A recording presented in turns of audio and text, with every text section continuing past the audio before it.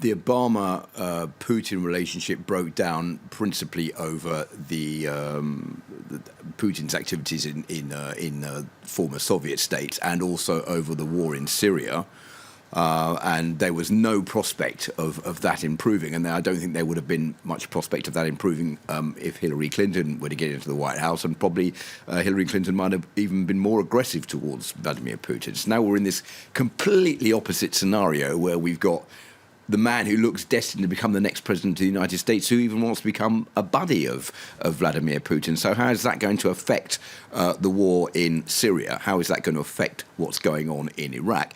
And as you quite rightly say, what's this great plan to get rid of ISIS? We don't know anything about it. It's all rhetoric. It's all chat to win support. But I don't think there's any easier way of getting rid of ISIS than the way that the Allied forces are in the process of doing right now in Mosul and Raqqa. But it's not something, it's the way that Donald Trump operates is to come up with simple solutions to very complex situations.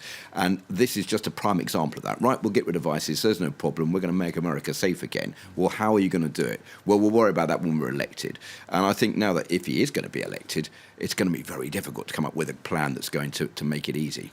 And do you think voters will then realise and recognise perhaps that it was all rhetoric, or...?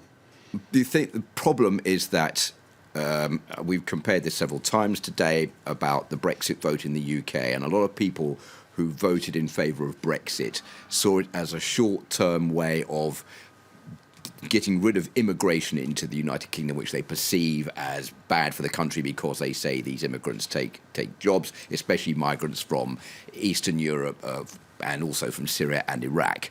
But that's not the solution. They don't really know anything about the EU. It's seen as an obscure body that just costs a lot of money, doesn't serve any purpose. And I think in the United States, the war in Syria, the nuclear deal with Iran, the relationship with Vladimir Putin is far from the concerns of the average man or woman in the street. What they want is someone who's going to make America great again, give them back jobs, give them back hope, and make sure they've got enough to survive on and give their children a bright future. The problem is, I don't think Donald Trump's the right man to be able to do that. And I think all the policies, all the promises that he's been making are going to quickly backfire on him because he won't be able to come up with the goods. But then it will be too late. And Frederick